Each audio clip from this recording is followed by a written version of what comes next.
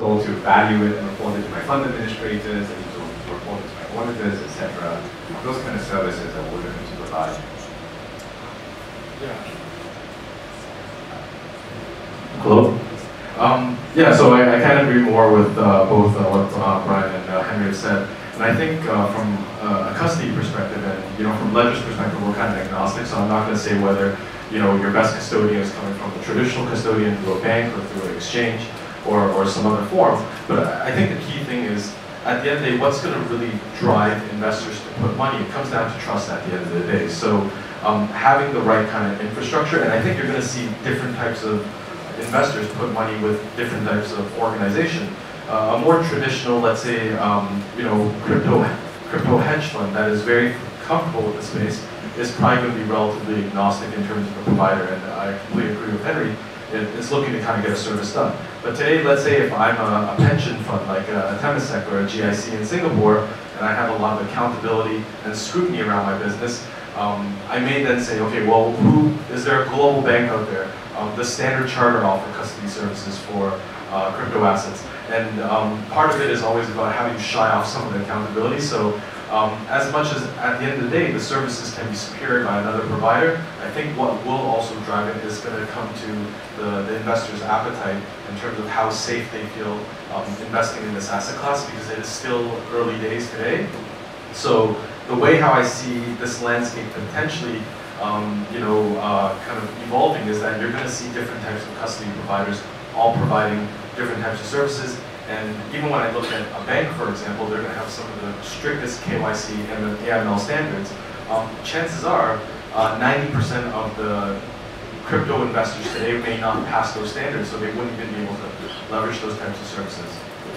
So thank you, everyone. So another question that I personally have, like, what are some challenges that you guys faced in providing either you or your clients? Because like for Ben and Brian, both of you offer technology services to some custodial companies and some other exchange providers or even FIs. So what are some challenges about offering custodial services in this space?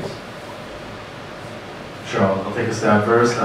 So I would say first is there's a big education process. For Ledger, as we've kind of rolled out our institutional offering, the first thing we've noticed is that a lot of institutions today are using a much more retail solution. So they're using a combination of hardware wallets with some form of internal control processes, but we're still seeing a lot of concentration risk. And getting institutions to move away from that, I don't think they don't acknowledge the risk, but it's still, it's something that's working, and there's always that saying, if it ain't broken, don't go fix it. But I think what's important is educating them around how you can help them mitigate the risk further, but also as the regulation comes in, it can also be a big threat that handicaps the operational side of their business. So I think these are some of the challenges that we're going to initially kind of see, regardless of what type of technology or whose technology. The other thing on the custody side, and Henry and I were talking about this earlier, is insurance.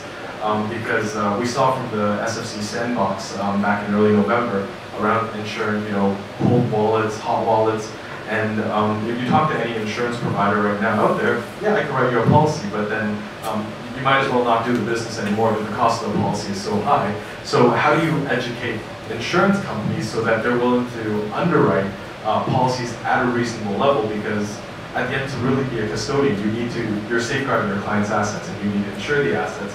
So that I actually see as one of the more bigger practical hurdles that we also need to kind of resolve. Yeah, I totally agree. I mean, insurance is a big challenge because it's a chicken and egg problem, right? So a lot of the valuation from insurance actually comes from the past history. But crypto is so new, you will have history. So then who's going to be there to actually insure that? So, I mean, it's a known problem in the market. There's just one or two that actually get a big part of that, but that's still very tiny compared to the market capitalization they have for the crypto asset. But I'm going to take another way of it, right? So in the custody business, we charge premium, right?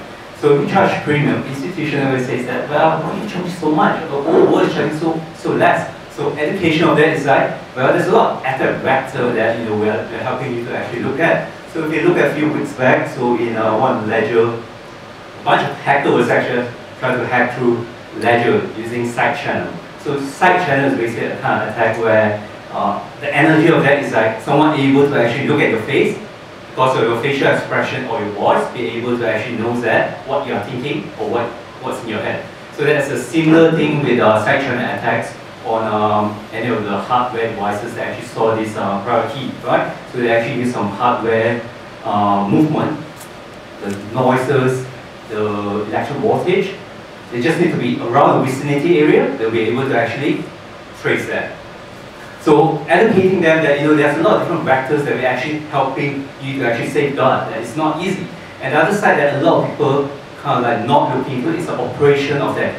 The control and the process definitely one. But the more critical one is like people need to be actively looking what's happening for the crypto asset they're supporting. There's a lot of different kind of attack, 51% attack for ETC, right? And this year you're going to see a lot more of the Satoshi clone actually getting that, right?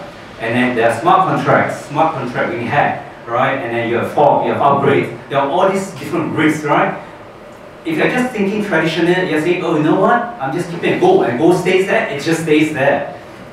In the crypto world, it's more interesting. There are a lot of external factors impacting it. And then I think that's the educations that we as the community need to actually help people, right? Eventually everyone will be on the same page, right? They actually understand that, yes, there's quite a lot of risk and it's quite expensive, right? That's where Henry comes at. There are different service companies that can actually provide them to actually safeguard that while they actually focus on what they're good at doing. I think that's my comment on that. I mean, there's obviously technological risk, there's operational risk, but let me just throw something a little else out there. Something that we spend a lot of time looking at is legal issues. And I don't mean compliance or regulation, I mean fundamental legal issues. So we've spun up this working group at the University of Oxford to look at a number of issues, including one about property rights. Now, property doesn't mean houses, right? Lawyers will say there's immovable property, which is real estate, and there's movable property, which is things that you can own. If it's not property, you can't own it. It also means that someone can't steal it from you because you're not the owner of it. And a lawyer will tell you, well, what is property? Two tests. It shows in actions, shows in possession. As far as anyone can tell, something like Bitcoin is neither. So as far as anyone can tell, in Hong Kong, Bitcoin is not property and therefore cannot be stolen. Right? If someone steals your private key, do you really have a claim in court to get it back? Maybe. Now that's a really weird question, right? Surely it's property. People ascribe value to it, they trade it, they care a lot about custody, so there must be value. But these are just issues where it doesn't fit into any legal definition. At some point you need legislatures to by statute say, oh, this is nonsense, digital assets are property too. But until that happens, there's all this messiness that I think people don't really think through. Yeah, just to actually add one comment around the legal, because I've actually seen this, personal experience through people that I know, is the number of individuals that have maybe raised X number of Ether or Bitcoin, and all of a sudden they want to open a bank account. And you can't open a bank account once again because you're running a crypto business. So now all of a sudden you need to kind of pay some of the fees, or you sell some of your Bitcoin and Ether. And so where do you put the money?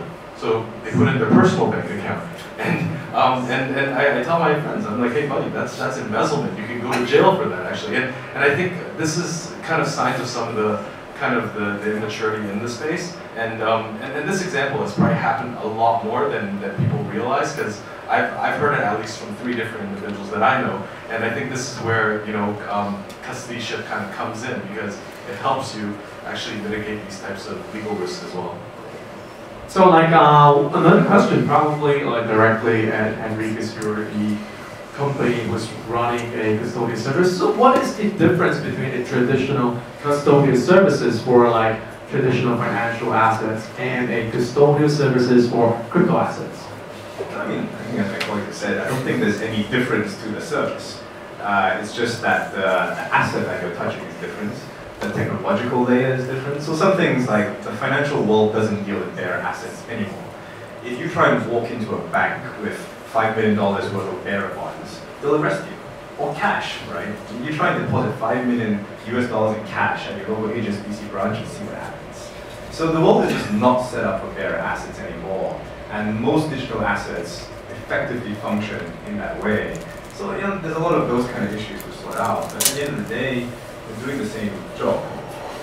And I'm often the only one doing that job, by the way. I think all my senior are trying to involved in that space. Right, so like, Ben and Brian, do you have any things to add on the previous question? No, not really.